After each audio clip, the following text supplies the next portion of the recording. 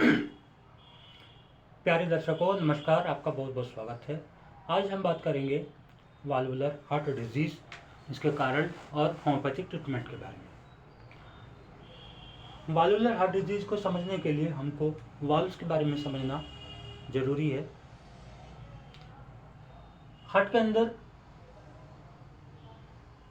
मोटे मोटे 4 तरह के वाल्व्स होते हैं। जैसा कि आप जानते हैं, हार्ट के अंदर 4 चैम्बर्स होते हैं। एक राइट एट्रियम राइट साइड में, और उससे नीचे राइट वेंट्रिकल, लेफ्ट साइड में लेफ्ट एट्रियम और लेफ्ट वेंट्रिकल। पूरी बॉडी से हार्ट इकट्ठा होकर सुपीरियर वेना केवा और इंफीरियर वेना केवा से होकर राइट एट्रियम के अंदर आता है। सुपीरियर वेना केवा हमारे चेस्ट से ऊपर के पार्ट से ब्लड कलेक्ट करती है और यहाँ लेके आती है। इंफीरियर वेना केवा हमारे एब्डोमेन और लोअर एक्सट्रीमिटी से ब्लड इकट्ठा करके लेके आती है। आने के बाद यहाँ हमारे राइट एट्रियम और राइट वेंट्रिकल के बीच में होता है ट्राइकस्पिड वाल्व, टीसीवी। यानी इसके अंदर 3 फ्लैप्स होते हैं। यहां से राइट वेंट्रिकल में ब्लड आ गया। जब राइट वेंट्रिकल कांटेक्ट करता है तो हमारे इस वाल्व के गेट बंद हो जाते हैं और ब्लड यहां से पल्मोनरी आर्टरीज के द्वारा लंग्स को जाता है। तो पल्मोनरी आर्टरी के अंदर भी वाल्व होता है, सेमी ल्यूनर वाल्व।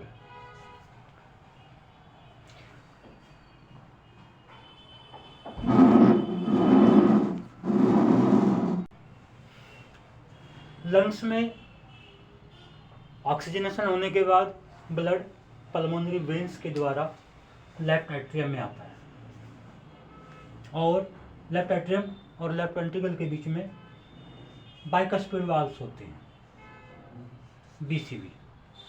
जब ब्लड लेफ्ट एट्रियम से लेफ्ट वेंट्रिकल के अंदर आएगा तो बाइकस्पिड वाल्व्स के गेट ओपन हो जाते हैं, ब्लड नीचे चला जाता है। जैसे ब्लड नीचे चला गया तो ये वाल्व बंद हो जाते हैं। और फिर लेफ्ट वेंट्रिकल जब कांटेक्ट करता है तो यहाँ से एरोटा स्टार्ट होता है और एरोटा के अंदर भी वाल्व्स होते हैं। इसके अंदर भी सेमिलुनर वाल्व्स होते हैं। यानी 4 तरह के वाल्व, ट्राइकस्पिड, बाइकस्पिड और 2 तरह के सेमिलुनर वाल्व्स। वाल्व्स की बहुत इंपॉर्टेंस है हमारे ब्लड सर्कुलेशन के लिए। अगर वाल्व्स के अंदर कोई प्रॉब्लम हो जाती है तो ब्लड फ्लो डिस्टर्ब हो जाता है और उससे बहुत सारे सिम्टम्स आते हैं। और ये हार्ट के केस में बहुत ही इम्पोर्टेंट सिम्टम्स होता है।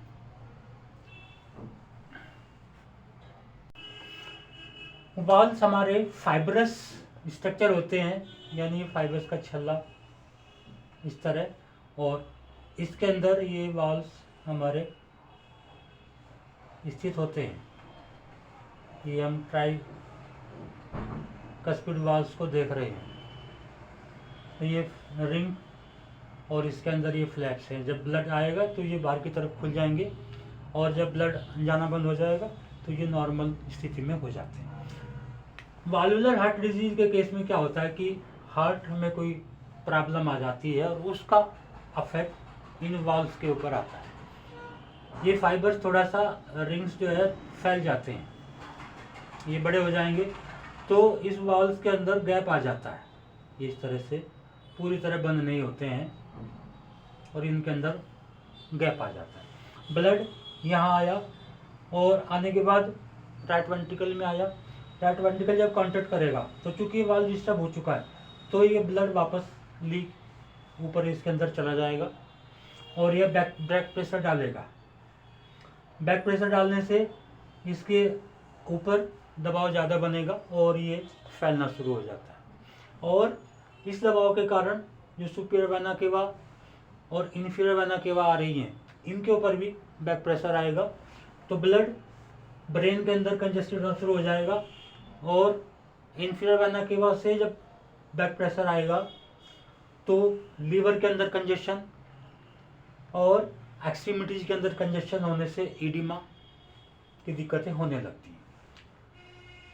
अगर लेफ्ट साइड के वाल्व्स में प्रॉब्लम आ जाती है, बाइकस्पिड वाल्व्स में, तो ब्लड जब लेफ्ट एट्रियम से लेफ्ट वेंट्रिकल में आएगा तो उस समय चूंकि ये वाल्व लीक हो रहे हैं, प्रॉपर बंद नहीं हो पा रहे हैं, और जब लेफ्ट वेंट्रिकल में कॉन्ट्रैक्शन आएगा तो ये ब्लड वापस लेफ्ट एट्रियम के अंदर लीक हो जाएगा और इसके ऊपर एक बैक प्रेशर डलेगा और यहाँ बैक प्रेशर बढ़ेगा तो इसका असर पड़ेगा लंग्स के ऊपर, क्योंकि लंग्स से कनेक्टेड है ये, लंग्स से ब्लड इसके अंदर आता है ऑक्सीजन विभाग। तो पल्मोनरी वेन्स के अंदर बैक प्रेशर बढ़ेगा और उसके कारण लंग्स के अंदर कंजेशन आना शुरू हो जाएगा, लंग्स में ब्लड इकट्ठा होना शुरू हो जाता है। लंग्स में ब्लड इकट्ठा होने से उसको डिस्निया, सांस लेने में परेशानी होने लगती है और जरा सा भी चलते ही उसको सांस लेना मुश्किल हो जाता है, इसलिए वो पेशेंट ज़्यादातर यहाँ बैठा रहता है। साथ साथ में हार्ट के अंदर भी एनलार्जमेंट यहाँ हो चुका होता है, तो उसके कारण एक ही कंजेशन, भारीपन चेस्ट के अंदर, हार्ट के अंदर भी कंजेशन की फीलिंग आती है। अब इसका कारण समझते हैं, क्या कारण होता है।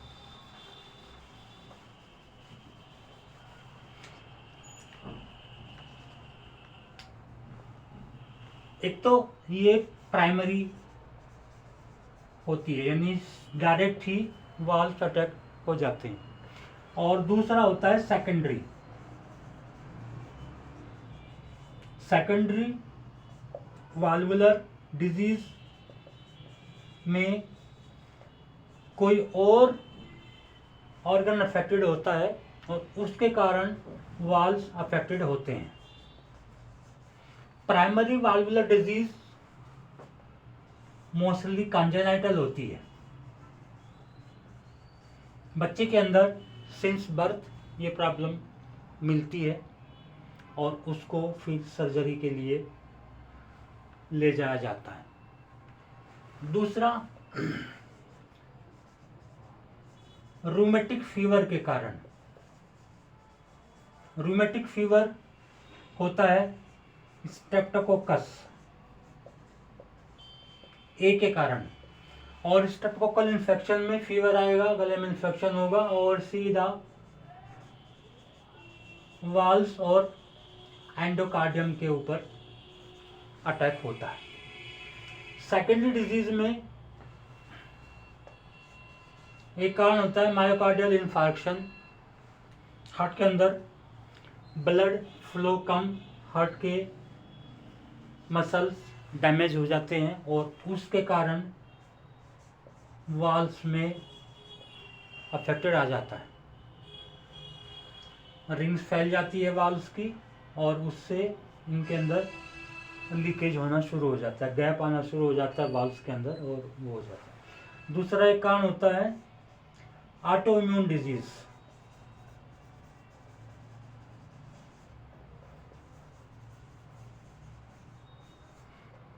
ऑटो इम्यून डिजीज में सबसे मेन कारण है SLE, systemic lupus erythematosus. Systemic lupus erythematosus एक ऐसा सिस्टमिक डिसऑर्डर है जो बहुत सारे ऑर्गन्स को अफेक्ट करता है और काज इसका ऑटोइम्यून होता है। और ऑटोइम्यून का मतलब यह है कि जब हमारा इम्यून सिस्टम डिस्टर्ब हो जाता है और कंफ्यूज हो जाता है और वो हमारे बॉडी पार्ट को डैमेज करना शुरू कर देता है। कॉज इसका बहुत डीप होता है। एलोपैथिक में उसके लिए स्टेरॉइड्स दिए जाते हैं स्टेरॉइड्स काम करते हैं इम्यून सिस्टम को सप्रेस करने का। वो ठीक नहीं करते इम्यून सिस्टम को, सप्रेस करते रहेंगे और उसको कंटिन्यूस लेते रहना पड़ेगा। जहाँ इम्यूनो सप्रेसिव ट्रीटमेंट लेना बंद तो वो बड़े विकराल रूप में एक्टिवेट हो जाती है, और अगर इसको लेते रहेंगे तो ये पूरे इम्यून सिस्टम को डाउन कर देगा। यानी कि आप समझिए कि हमारी बॉर्डर पर फोर्स लगी हुई है ताकि वो बाहर से दुश्मन ना आने पाए। अब बॉर्डर पर जो फोर्स लगी हुई है उसको ऑर्डर दिया कि भैया इनके पास से स्टैन गन्स और जो भी असला है वो ले लिया जाए और इन सब को एक कमरे में बंद कर दिया जाए। रिजल्ट क्या होगा आप लोग समझ सकते हैं। बाहर से कोई भी जरा सा भी शत्रु आएगा वो अंदर घुस जाएगा, क्योंकि वहाँ पे सेना तो है ही नहीं। तो वही काम करता है हमारा इम्यूनो सप्रेसिव ट्रीटमेंट। लेकिन होम्योपैथी में हम इसके कॉज को ढूंढकर उसको ट्रीट करते हैं तो ऑटोइम्यून डिजीज ठीक हो जाती है। इसके अलावा सजोग्रेन सिंड्रोम वो भी एक कारण है, और इसके अलावा सप्रेस्ड रूमेटिज्म,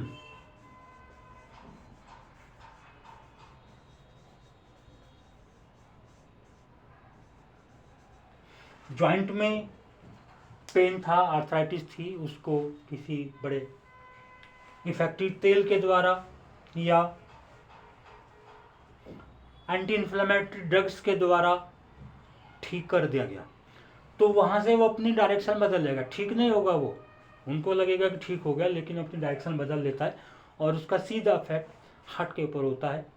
एंडोकार्डाइटिस और वाल्व प्रॉब्लम और कई सारी प्रॉब्लम उससे इमीडिएटली हो जाती है। तो इसको भी जानकर पहचान कर ठीक करना बहुत जरूरी होता है। रूमेटाइड आर्थराइटिस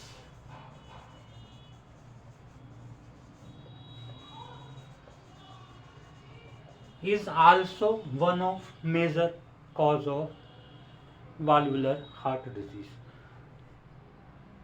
रूमेटाइड आर्थराइटिस भी इसका कारण था। रूमेटाइड आर्थराइटिस भी एक ऑटोइम्यून डिजीज है, तो उसका भी अगला अटैक यहाँ पर होता है। होम्योपैथी के अनुसार हम देखें तो ट्यूबरकुलर मियाज्म, सिफिलिटिक मियाज्म ये इसके लिए रेस्पॉन्सिबल हैं। Sign and symptoms, sign symptoms में सबसे पहले डिस्निया बहुत प्रोमिनेंटली मिलेगा। 2 कदम चलना भी उसके लिए मुश्किल हो जाता है, इतना भयंकर उसको डिस्निया सांस की परेशानी होती है। दूसरा, सर के अंदर, ब्रेन के अंदर लाइटनेस फील होता है, उसको खालीपन लगता है, और इसके साथ में चक्कर आते हैं। चक्कर झुकने से या जरा सा भी चलने से चक्कर आने लगते हैं, और इडिमा मिलेगा, स्वेलिंग मिलती है लंग्स के अंदर भी, एक्सट्रीमिटीज के अंदर भी और लीवर के अंदर भी, कहीं ना कहीं वहाँ इडिमा मिलेगा। और स्टेथोस्कोप से अगर देखा जाता है तो वाल्वुलर मर्मर साउंड सुनाई पड़ती है।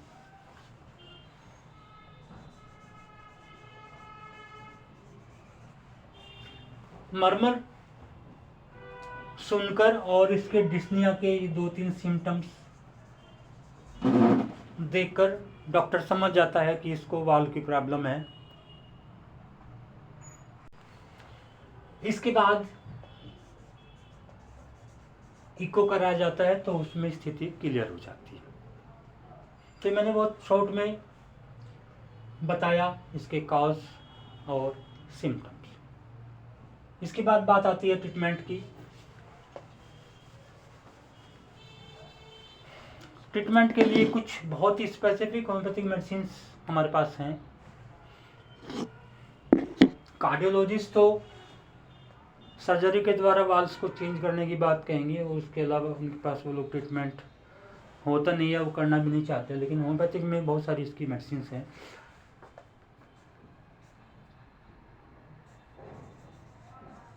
अगर फैमिली में ट्यूबरकुलोसिस की हिस्ट्री है तो ट्यूबरकुलिनम से स्टार्ट करें।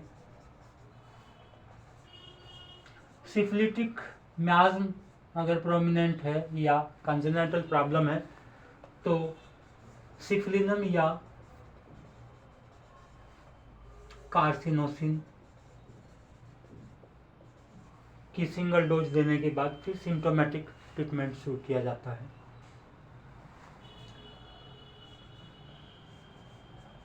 एब्रोटेनम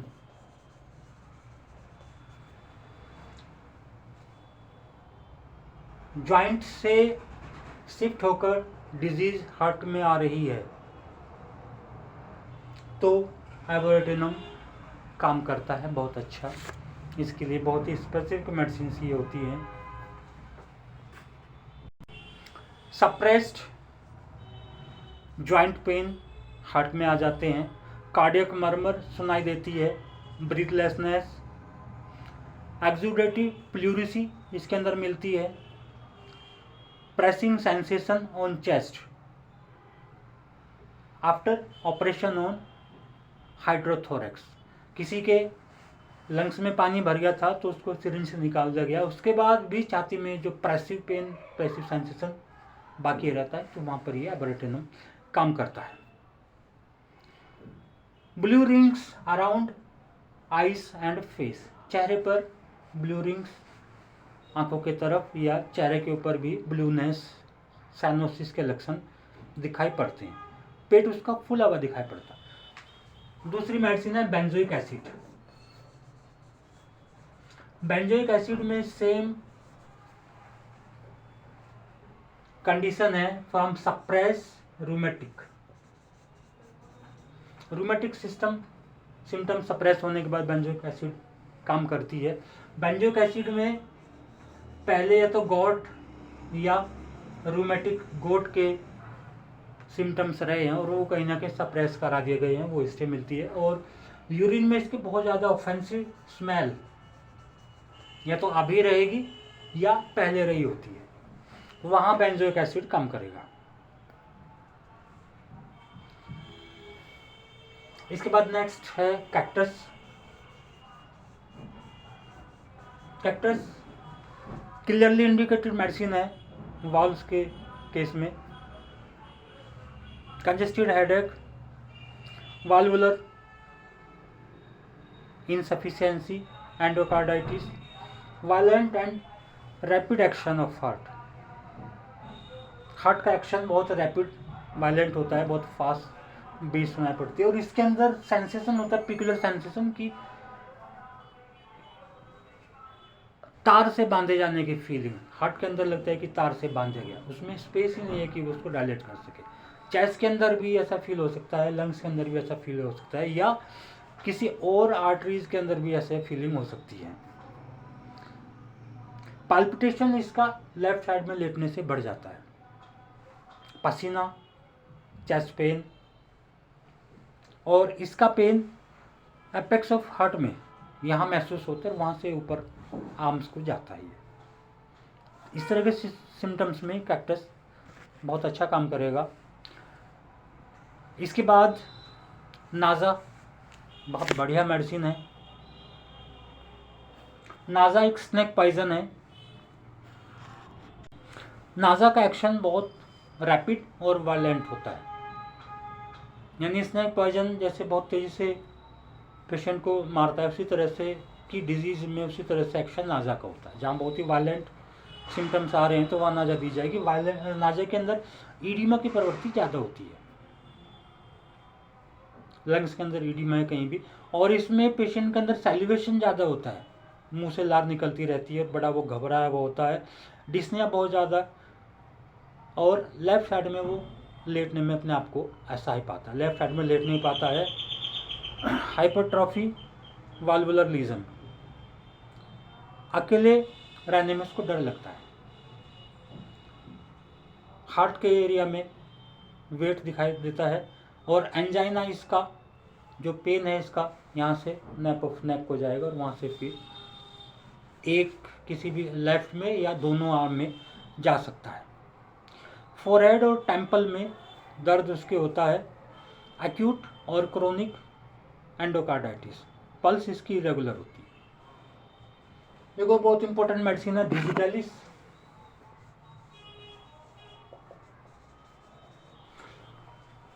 डिजिटलिस पेशेंट की पल्स बहुत ही स्लो होती है, बहुत ही अपने आप को वीक महसूस करता है और जरा सा भी वो मूव नहीं कर पाता है। आराम से लेटा है तो पल्स बहुत ही वीक महसूस भी नहीं हो पाएगी, बिल्कुल धागे की तरह की। और जरा सा वो बैठने की या चलने की कोशिश करता है तो पल्स बहुत तेज़ी से वायलेंटली फील होने लगती है। Great weakness, sinking, skin cold होती है, रेस्पिरेशन इरेगुलर, कभी कम कभी ज़्यादा। जॉन्डिस मिलेगा इसमें from induration of liver. Senses dull हो जाती हैं और चलने या बिस्तर से उठने में चक्कर आते हैं। सर में इसके भारीपन महसूस होता है और उसे लगता है कि पीछे की तरफ गिर जाएगा।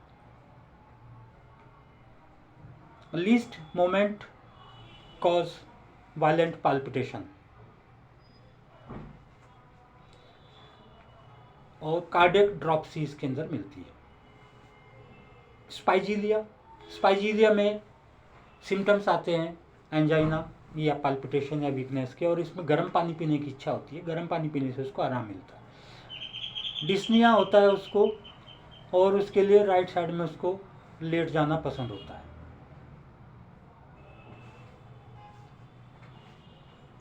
राइट साइड में लेटने से आराम मिलता है, लेफ्ट साइड में लेटने से उसको दिक्कत बढ़ जाती है और सर को थोड़ा सा ऊंचा रखना पसंद करता है। स्पॉन्जिया भी एक अच्छी मेडिसिन है। इसमें ट्यूबरकुलर डायथेसिस पेशेंट में होता है। खांसी ड्राई होती है बार्किंग की तरह की, और लंग्स के अंदर भी ड्राइनेस, पूरे सिस्टम लंग्स के अंदर ड्राइनेस होती है। ये सिम्टम प्रोमिनेंटली मिलता है तो स्पॉन्जिया काम करेगी। पाल्पिटेशन बहुत रैपिड और वायलेंट होता है। डिस्निया होता है, लेट नहीं सकता है, रात में मिडनाइट में अचानक से वह जग जाता है और सफोकेशन और पाल्पिटेशन की फीलिंग उसको होती है। Valvular insufficiency, hypertrophy of heart. एक और मेडिसिन है स्ट्रोपेंथस। स्ट्रोपेंथस में या तो पेशेंट का हार्ट डायलेट हो चुका होता है और हार्ट के मसल्स वीक हो चुके होते हैं, और इसके साथ में वाल्वुलर इनसफिशिएंसी। स्ट्रोपेंथस हार्ट को ताकत देगा, खासकर बुजुर्गों में जब हार्ट वीक हो जाता है बहुत, तब स्ट्रोपेंथस देने से धीरे धीरे ये उसको ताकत देता है। एडिमा और ड्रॉपसी काफ़ी प्रोमिनेंट हो चुके होते हैं और ये एक डायूरेटिक का काम भी करता है, यानी जो ब्लड में कंजेशन हो चुका है उसको पानी को निकालने का काम करता है। एपिस भी डायूरेटिक का काम करता है और एपोसाइनम भी डायूरेटिक का काम करता है। पाल्पिटेशन, ब्रीथलेसनेस, वर्टाइगो, ये सिम्टम भी इसके अंदर होते हैं। तो मित्रों अभी मैं इसको बंद करता हूँ, फिर मिलेंगे जल्दी ही।